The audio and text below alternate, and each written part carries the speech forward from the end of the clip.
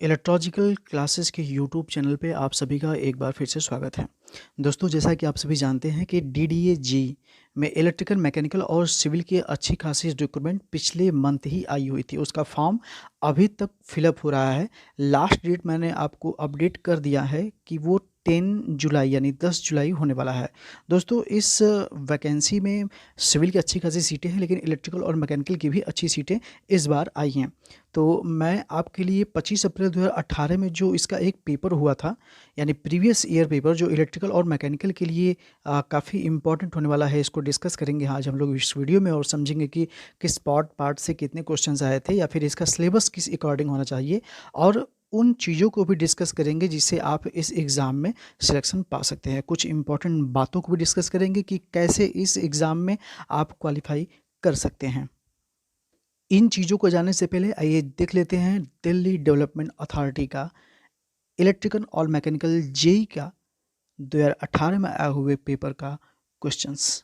दोस्तों, जैसा आप अपनी स्क्रीन पर देख रहे होंगे, ये पहले हम इलेक्ट्रिकल के पार्ट को डिस्कस कर रहे हैं, जो कि इलेक्ट्रिकल और मैकेनिकल का सिलेबस समान रूप से होने वाला है। इसमें टोटल 120 प्रश्न होंगे, जिसमें से 40 प्रश्न आपके इलेक्ट्रिकल से होंगे और 40 क्वेश्चन आपके मैकेनिकल डिपार्ट से होंगे। वही 40 प्रश्न जो होगा वो आपका नॉन टेक्निकल पार्ट से होगा, यानी उसमें एप्टीट्यूड होगा, जीएस होगा, रीजनिंग होगा और इसके अलावा इंग्लिश वगैरह जैसे पार्ट होंगे, उसको अभी हम लोग वीडियो में देख लेंगे। यानी टोटल 120 प्रश्नों का ये जो क्वेश्चन पेपर है। आइए इसका हम स्टार्ट करते हैं इलेक्ट्रिकल वाले पार्ट से। पहले आप देख रहे हैं ये जो क्वेश्चन है, what is the reflection coefficient of short circuit का। इसका -1 आंसर सही है, क्योंकि शॉर्ट सर्किट कैसे -1 होता है और क्लोज ओपन के लिए 1 होता है, ये सभी जानते हैं। सेकंड क्वेश्चन आप यहाँ देख रहे होंगे कि the drive motor used in mixer grinder. Mixer grinder के लिए किस प्रकार के मोटर का उपयोग करते हैं, तो जानते हैं यूनिवर्सल मोटर इसके लिए होता है।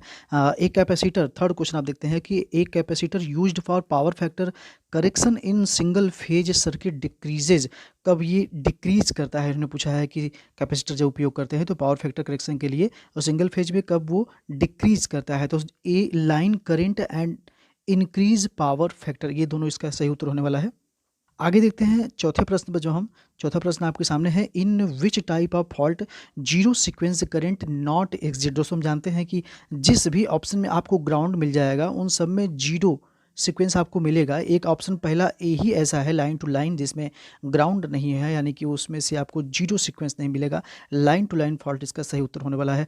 पांचवा क्वेश्चन आप देख रहे हैं सामने कि what is the purpose of providing an iron core in transformer. Transformer में आयरन कोर किस लिए प्रोवाइड किया जाता है, तो हम सभी जानते हैं to decrease the reluctance of the magnetic path.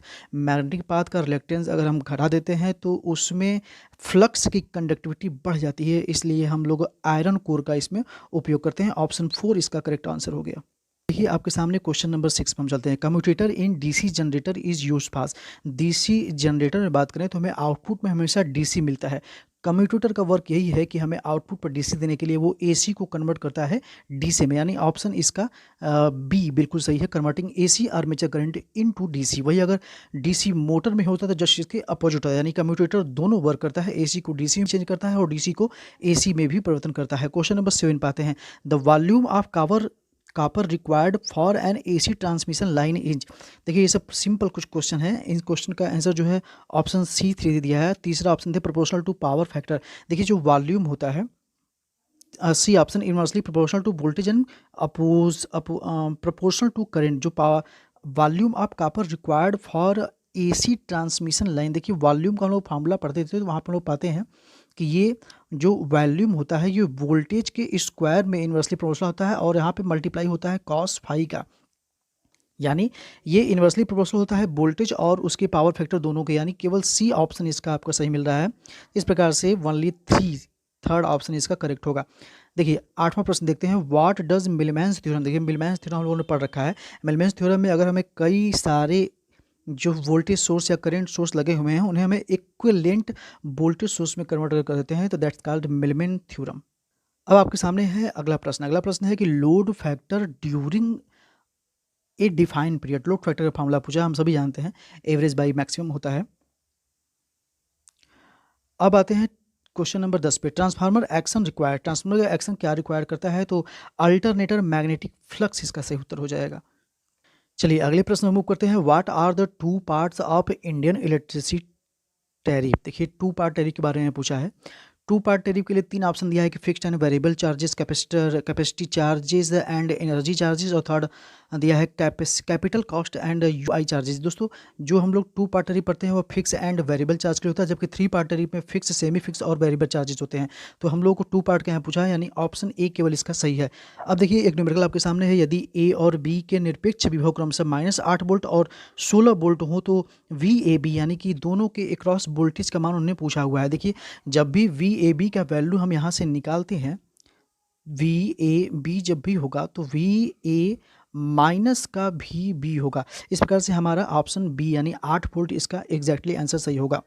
अगला प्रश्न आपके स्क्रीन पर इसमें आ गया है। क्वेश्चन नंबर 13 की बात हम लोग कर रहे हैं। Internal characteristic are plotted between. जब भी हम लोग डीसी जनरेटर केस पढ़ते हैं वहाँ पर इंटरनल कैरेक्टरिस्टिक पूछता है डीसी जनरेटर का, तो वहाँ पे जो इंटरनल कैरेक्टरिस्टिक होता है वो नो लोड ईएमएफ और इंटरनल करंट यानी आर्मेचर करंट के बीच में हमेशा ड्रा किया जाता है। What of the following quantities are known on generator bus. देखिए ये एक प्रश्न डीडीए का जो 2018 में आया था, ये मेरे हिसाब से गलत है, आप लोग भी इसको देखिएगा। इन्होंने पूछा है कि जनरेटर बस की कौन कौन सी क्वांटिटी होती है। तो जनरेटर बस की जो क्वांटिटी होती है वो जानते हैं कि पी और भी यानी वोल्टेज और पावर होता है, जबकि पी और क्यू जो होता है ये लोड बस होता है।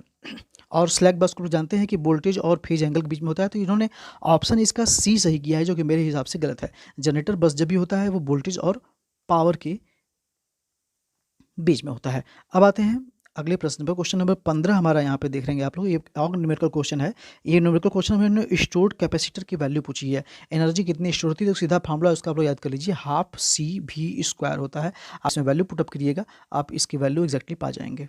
चलिए एक प्रश्न अगला 16 नंबर क्वेश्चन हम देख रहे हैं। ये न्यूमेरिकल क्वेश्चन है। ये न्यूमेरिकल क्वेश्चन आप इसको रीड करिएगा। ये करंट डिवीजन या वोल्टेज डिवीजन रूल पे समथिंग हमको लग रहा है, आप इसको देख लीजिएगा। ये क्वेश्चन सिंपल है, न्यूमेरिकल है, आप इसको सॉल्व करिएगा। करंट डिवीजन और वोल्टेज डिवीजन रूल निकालेंगे। आप उस इंडिविजुअल जो आर्म है उसमें आप उसका वोल्टेज और जो रजिस्टेंस की वैल्यू है पूछा है वो आप निकाल लेंगे, या फिर करंट की वैल्यू जो भी होगा निकाल लेंगे। 17 नंबर क्वेश्चन में है एक और न्यूमेरिकल आपके सामने है। यहाँ पर दिया है a circuit is replaced by Thevenin equivalent. देखिए थेवेनिन इक्विवेलेंट में हमें वीटीएच और आरटीएच की वैल्यू दिया है, इन्होंने करंट की वैल्यू पूछा है। तो आप सिंपल समझ सकते हैं कि डिवाइड करने के बाद आपको करंट की वैल्यू पता चल जाएगी, यानी I equal to V by R कर देंगे, आपको मिल जाएगा वहाँ से वैल्यू। क्वेश्चन नंबर 18 पाते हैं। क्वेश्चन नंबर 18 आपके पास एक इक्विवेलेंट सर्किट दिया हुआ है, जिसमें आपको ए बी के क्रॉस जो आप देखते हैं तो आपको वहाँ पे क्या इक्विवेलेंट सर्किट फाइनल बन के आता है। आपके सामने 2 वोल्टेज सोर्स लगा ये सर्किट आप देख रहे होंगे। यहाँ पे जब भी ऐसे क्वेश्चनों को सॉल्व करना होता है सबसे पहले वोल्टेज सोर्स को कन्वर्ट करके हमें करंट सोर्स में करना पड़ता है। तो आप क्लियरली देख रहे हैं कि 10 वोल्ट और 6 ओम पहले वाले ब्रांच में लगा हुआ है, दूसरे ब्रांच में 5 वोल्ट और 4 ओम का लगा हुआ है। तो सबसे पहले हम इसे करंट सोर्स में कन्वर्ट करेंगे, और करंट सोर्स में कन्वर्ट करने के बाद हमारा दोनों रजिस्टेंस जो है पैरेलल में यानी 6 और 4 पैरेलल में कनेक्ट हो जाएगा। इसका इक्विवेलेंट रेजिस्टेंस निकालेंगे, यानी 6 × 4/10 हो जाएगा। उसी प्रकार से करंट जो होगा दोनों की वैल्यू ऐड कर देंगे, तो इस प्रकार से आप इसका आंसर भी निकाल लेंगे। आप देख लीजिएगा सिंपल न्यूमेरिकल है, ये भी सॉल्व हो जाएगा। 2 coil having the self inductance 10 milli henry and 14 milli henry are mutually coupled, what is the maximum possible mutual inductance. Mutual inductance का फार्मूला हम जानते हैं, M = K under the root L1 × L2 होता है। दोनों आपका वैल्यू पता हुआ है। K की वैल्यू अगर न दिया हो तो आइडियल केस में वहाँ पे हम इसको 1 एज्यूम कर लेते हैं। आप यहाँ पे आंसर निकाल लीजिएगा, आपका 20 मिली हेनरी आ जाएगा। 2 winding of transformer, question number 20 में पढ़ रहा हूँ। 2 winding of transformer are designed as, answer जो होगा आपके इस प्रश्न का ये सेकंड ऑप्शन आप देख रहे हैं, HV and LV winding are equal voltage winding. ये सिंपल प्रश्न है, पूछा इसमें ये गया था कि 2 वाइंडिंग ट्रांसफार्मर को किस तरीके डिजाइन करते हैं। देखिए जब हम लोग ऑटो ट्रांसफार्मर डिजाइन करते हैं तो एक ही वाइंडिंग पे दोनों हमारा LV और HV होता है, जबकि हम 2 वाइंडिंग जब भी डिजाइन करते हैं तो उसके लिए LV और HV अलग अलग वाइंडिंग होती है। इसके साथ ही या फिर हम वहाँ पर इक्वल 1:1 रेशियो में आइसोलेशन ट्रांसफार्मर की तरह भी डिजाइन कर सकते हैं, किसको 2 वाइंडिंग ट्रांसफार्मर को। यही इस प्रश्न में पूछा गया था। ऑप्शन क्वेश्चन 21 आप देखिए, इम्पीडेंस रिले के बारे में पूछा गया। देखिए 3 प्रकार के हमारे पास रिले उपलब्ध हैं, कौन कौन से, इम्पीडेंस रिले, रिएक्टेंस रिले और एडमिटेंस रिले। एडमिटेंस रिले को हम लोग एमेच्योर रिले भी कहते हैं। देखिए रिएक्टेंस रिले को हम लोग शॉर्ट ट्रांसमिशन लाइन के लिए उपयोग करते हैं। वही इम्पीडेंस रिले जो हमारे प्रश्न में पूछा है इसके लिए हम मीडियम ट्रांसमिशन लाइन में उपयोग करते हैं। और लास्ट में बचा आपका मोह यानी एडमिटेंस रिले, उसका उपयोग हमेशा हम लोग लॉन्ग लेंथ वाले लाइन ट्रांसमिशन लाइन के लिए करते हैं। चलिए क्वेश्चन नंबर 22 देखते हैं। Which device is use to substation to improve power factor. देखिए पावर फैक्टर को इम्प्रूव करने के लिए सबस्टेशन में किस डिवाइस का उपयोग करते हैं? तो सिंक्रोनस कंडेंसर होता है। आप सभी जानते हैं लीडिंग पावर फैक्टर पर होता है, नो लोड के कंडीशन में वर्क करता है। सिंक्रोनस कंडेंसर इसका सही उत्तर होगा। अब आते हैं अगले प्रश्न पे। 23वां नंबर क्वेश्चन है the EMF induced in DC generator armature winding. देखिए एक जो मैं बताता हूँ इसको आप गांठ मान लीजिए कि जब भी किसी भी प्रश्न में आपको अगर पूछ देगा डीसी जनरेटर केस में कि उसके आर्मेचर की वाइंडिंग में किस प्रकार का यानी नेचर का जो करंट है वो डिवेलप होगा, तो वो हमेशा एसी में होता है। आर्मेचर वाइंडिंग में हमेशा एसी होता है, चाहे वो डीसी मोटर हो या डीसी जनरेटर हो, हमेशा उसके आर्मेचर वाइंडिंग में एसी करंट ही डेवलप्ड होगी या एसी वोल्टेज ही इंड्यूस्ड होगा। अब आते हैं क्वेश्चन नंबर 24 पे। Shunt capacitance is neglected in analysis of which transmission line. देखिए शंट कैपेसिटेंस जब भी हम नेग्लेक्ट करते हैं वो होता है शॉर्ट ट्रांसमिशन लाइन। मीडियम और लॉन्ग के लिए हम इसे कंसीडर करते हैं।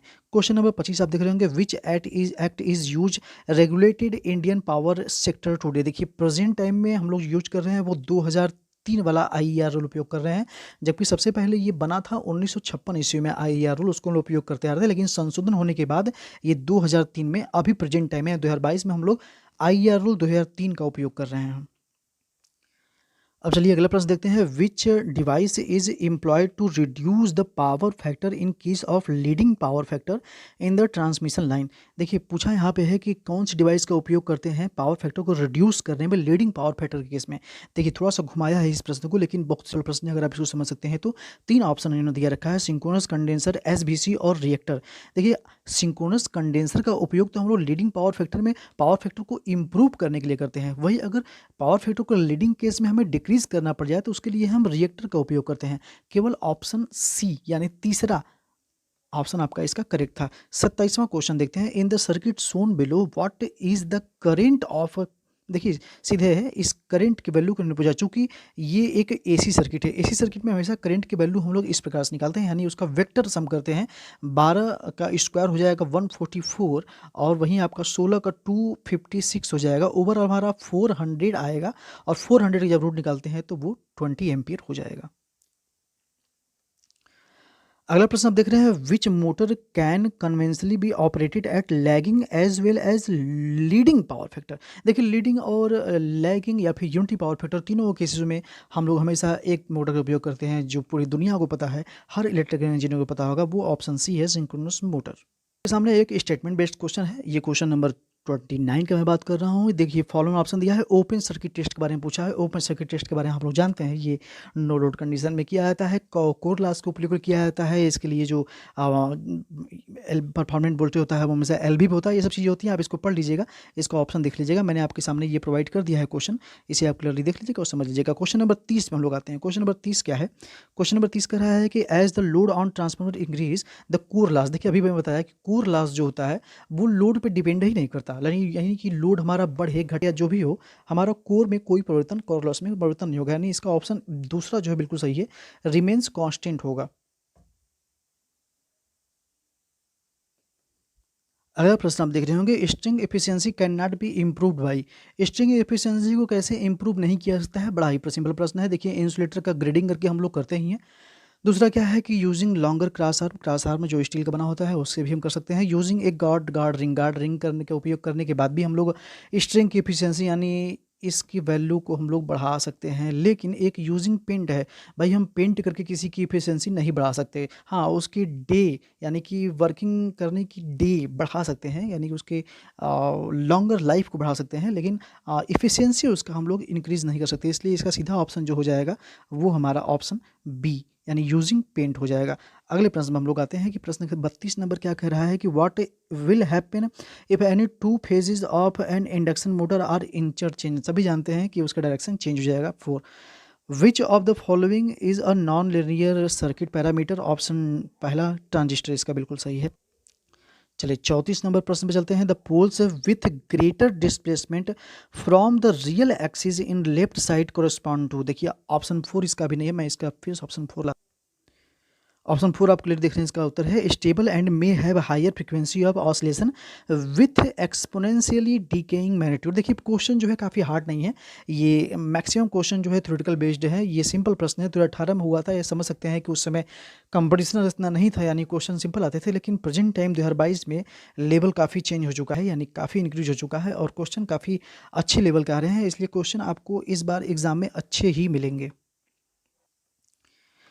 चलिए 35 नंबर वाले क्वेश्चन को मैं डिस्कस कर लेता हूँ। A two branch tune circuit has a coil of resistance R and L in one branch, capacitance C in the second branch if R is increase dynamic resistance. देखिए dynamic resistance जो होता है, dynamic resistance की हम लोग बात करें parallel case में तो वो होता है L बाई आर सी। अब इन्होंने क्या बोला है कि डायनेमिक रेजिस्टेंस को कैसे हम लोग इंक्रीज कर, अच्छा हाँ, अगर आर हमारा इंक्रीज हो रहा है तो डायनेमिक रेजिस्टेंस तो ऑटोमेटिक बात है भाई ना, कि ये अगर इंक्रीज हो रहा है तो हमारा ये डिक्रीज होगा क्योंकि इन्वर्सली प्रोपोर्शनल में है, तो ऑप्शन बी इसका करेक्ट है। चलिए क्वेश्चन नंबर 36 भी देखते हैं कि porcelain insulator does not have, क्या नहीं होता है, हम सब जानते हैं सिल्क के पास नहीं होता है बनाने के लिए पोर्सलिन इंसुलेटर को।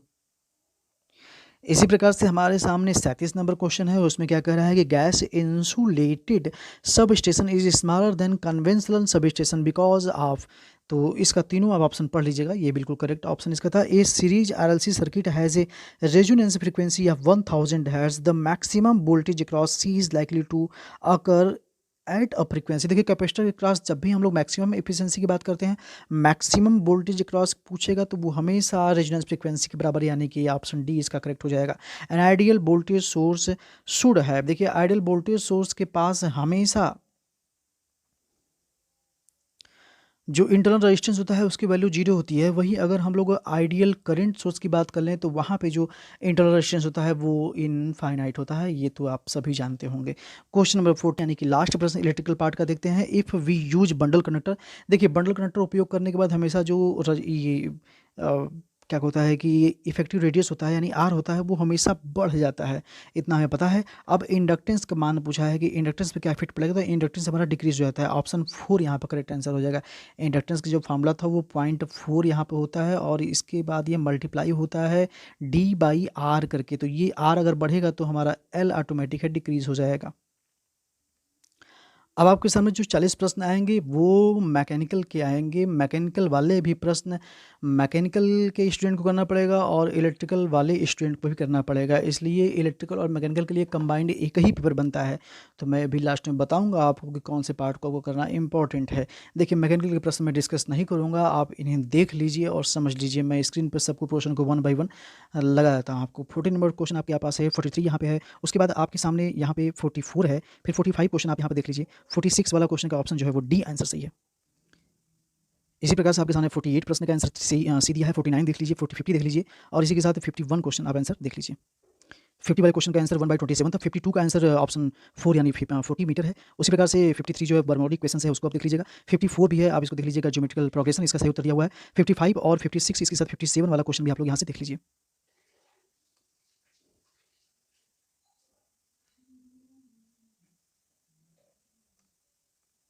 आपके सामने है 65 क्वेश्चन, 66 और 67, 68, 69 और 70 क्वेश्चन। इसे आप वीडियो को पोस्ट करके डिटेल में देख लीजिएगा। जो हमारे मैकेनिकल के स्टूडेंट होंगे वो वीडियो को पोस्ट करेंगे और यहाँ पे देख लेंगे।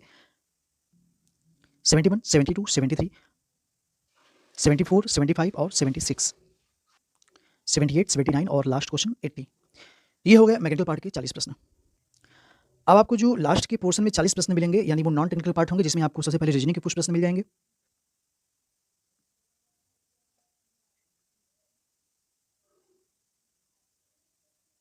रीजनिंग क्वेश्चन समाप्त होने के बाद आपके पास एप्टीट्यूड का प्रश्न क्वेश्चन नंबर 1 से आप देख रहे हैं यहाँ पे शुरू हो गया है।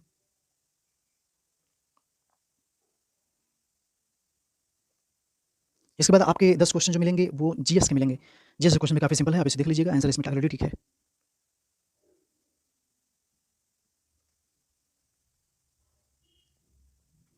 और लास्ट में आपको जो 10 प्रश्न मिलेंगे वो इंग्लिश के मिल जाएंगे। तो दोस्तों अभी मैंने आपके सामने डीडीए-जी इलेक्ट्रिकल और मैकेनिकल के 2018 में पेपर आया था, उसके सभी क्वेश्चंस को यानी खास तौर पे इलेक्ट्रिकल के प्रश्नों को डिस्कस किया और सारे पेपर आपको मैंने सामने दे दिया है। अब उसे देख करके मैकेनिकल के स्टूडेंट जो हैं उसे देख लेंगे और इलेक्ट्रिकल और मैकेनिकल दोनों combined student non technical part को भी देख के डिस्कस कर लेंगे। अब आते हैं उन 2 चीज़ों की बातें करने के लिए क्या इंपॉर्टेंट है आपको यानी कैसे सिलेक्शन आप लेंगे। सबसे पहले बात, अगर आप इलेक्ट्रिकल के स्टूडेंट हैं तो आपको 40 आउट ऑफ द 40 क्वेश्चंस अच्छे से आना चाहिए ही चाहिए। सपोज दैट आप 4 या 5 प्रश्न ऊपर नीचे कर सकते हैं, यानी नियर अबाउट 35 प्रश्न आपको उसमें से करना के ही आना है। बात करें इलेक्ट्रिकल स्टूडेंट के मैकेनिकल वाले पार्ट के लिए, तो उसमें नियर अबाउट आपको 50% क्वेश्चन सॉल्व करना पड़ेगा, यानी 40 प्रश्न आपके पास टोटल है तो उसमें 20 या 21 या 22 तक क्वेश्चन आप उसमें अटेम्प्ट करिए ही करिए। आपको उतने प्रश्न सही होने चाहिए, तब आप फाइट में आ सकते हैं। और जो लास्ट पॉइंट आपके पास बचता है यानी प्लस पॉइंट जो बचता है वो है नॉन टेक्निकल पार्ट, यानी 40 प्रश्नों पे आपका अच्छे से कमांड होना चाहिए, यानी इंग्लिश आपकी मजबूत होनी चाहिए, जीएस आपका अच्छा होना चाहिए, उसके साथ एप्टीट्यूड और रीजनिंग ये दोनों आपका अच्छा होना चाहिए, स्पीड भी काफ़ी अच्छी आपकी होनी चाहिए। इसके लिए आप इन चीज़ों को अच्छे से अगर आप बना लेते हैं तो डीडीए-जी में आपका एक सीट निश्चित रूप से